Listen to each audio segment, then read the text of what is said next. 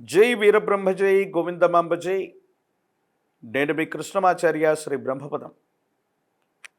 అప్పుడే పుట్టినటువంటి బిడ్డ దగ్గర నుండి 12 సంవత్సరాల లోపున్నటువంటి బాలబాలికల్ని మనం చూస్తున్నప్పుడు వాళ్ళు చాలా ఆరోగ్య సమస్యలతో బాధపడుతుంటారు.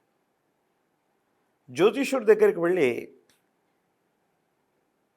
మా బిడ్డ లేదా పాప లేదా పిల్లవాడు పలానా రోజు పలానా సమయంలో పుట్టారనగానే వాళ్ళకు సంబంధించినటువంటి జన్మపత్రిక లిఖిస్తారు. అంతేగాని 12 సంవత్సరాల లోపున్న బాలబాలికలకి వీళ్ళ భవిష్యత్తు ఇలా ఉండబోతుంది, వీళ్ళు ఎంత గొప్పవాళ్ళు అవుతారు, ఇది అవుతారని కాకుండా జాతకంలో ఉన్నటువంటి దోషాల గురించే ప్రధానంగా జ్యోతిష్యుడు చెప్తూ ఉంటాడు. ఇది జ్యోతిష్ శాస్త్రంలో ఉన్నటువంటి ఒక నిబంధన. ఎందుకు ఈ విధమైనటువంటి నిబంధన ఉంది?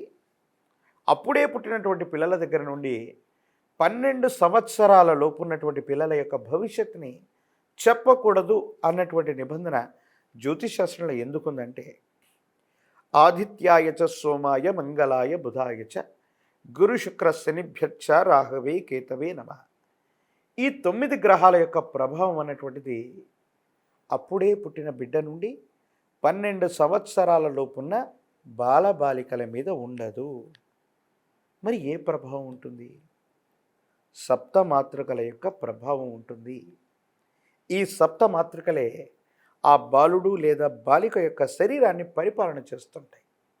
వీటినే ఈ సందర్భంలో సరి సంఖ్య కలిగిన మాసాలు లేదా సంవత్సరాలు, బేసి సంఖ్య కలిగినటువంటి మాసాలు లేదా సంవత్సరాలు లేదా రోజులు, అంటే 1వ సంవత్సరం, 1వ రోజు, 1వ మాసం, 1వ సంవత్సరం, అలాగే 2వ రోజు, 2వ మాసం, 2వ సంవత్సరం, ఇలాగ సరి సంఖ్య లేదా బేసి సంఖ్య కలిగినటువంటి రోజులు, మాసాలు, సంవత్సరాలు మారుతున్నప్పుడు పిల్లలు ఆరోగ్య సంబంధమైనటువంటి విధి విధానాల్లో ఇబ్బంది పడుతుంటారు.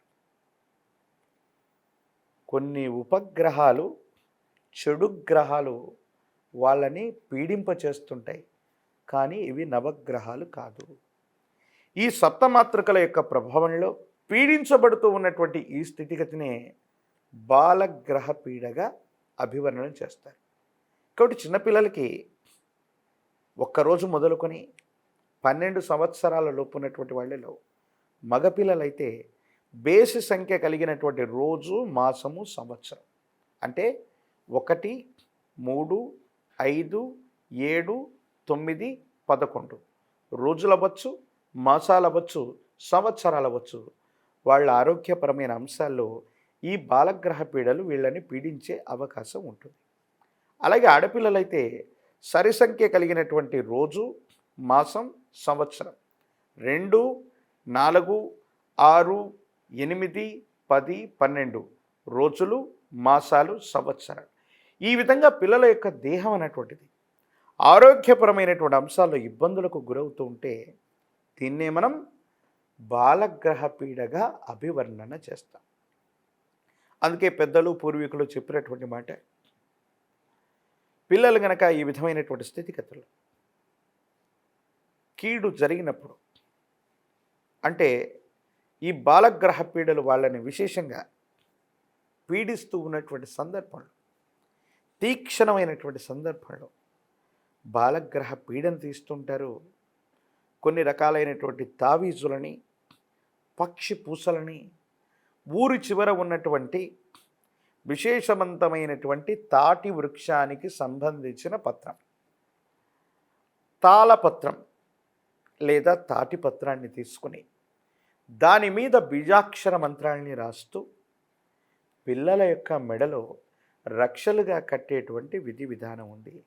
దీనివల్ల బాలగ్రహ పీడలు అంతరిస్తాయన్నటువంటి నమ్మకం. తాంత్రిక విధానంలో ఏం చెప్పబడ్డది? ఒకవేళ పిల్లలు గనక ఈ దుష్టగ్రహాల బారిన పడి బలహీనమవుతూ ఉన్నా, బాలగ్రహ పీడలు వాళ్ళ యొక్క శరీరాన్ని ఇబ్బంది పెడుతున్నా, పిల్లలు పడుకునేటువంటి పొత్తిలి క్రింద ఒక విశేషవంతమైనటువంటి నెమలికను ఉంచండి. 2-3 రోజుల తర్వాత పిల్లలకు స్నానం చేసి ధూపం పడుతూ ఉన్నటువంటి సందర్భంలో ఆ నెమలికను కొంచెం తుంచి పిల్లల యొక్క తల నుండి కాలి భాగం వరకు కూడా వాళ్ళకి దిష్టి తీసి ఆ నెమలికని వాళ్ళకి ధూపం పడుతున్నటువంటి అగ్నిలో వేసి ఆ నెమలీక ధూపాన్ని గనక పిల్లలకు పడితే బాలగ్రహ సంబంధమైనటువంటి సమస్తమైనటువంటి దోషాలు తొలగిపోతాయి.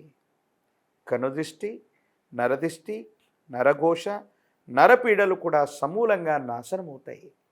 పిల్లల యొక్క శరీరం బలంగా తయారవుతుంది. బాలగ్రహాలు వాళ్ళని వదిలి వెళ్ళిపోయేటువంటి అవకాశం ఉంది. కాబట్టి అప్పుడే పుట్టినటువంటి బిడ్డ దగ్గర నుండి 12 సంవత్సరాల లోపు ఉన్నటువంటి బాలబాలికల మీద నవగ్రహాల యొక్క ప్రభావం ఉండక సప్తమాతృకల యొక్క ప్రభావంలో ఉన్నప్పుడు వాళ్ళ యొక్క శరీరం గనక అనారోగ్యానికి గురైతే దాన్నే మనం బాలగ్రహ పీడలు అని మనం చెబుతూ ఉంటాం.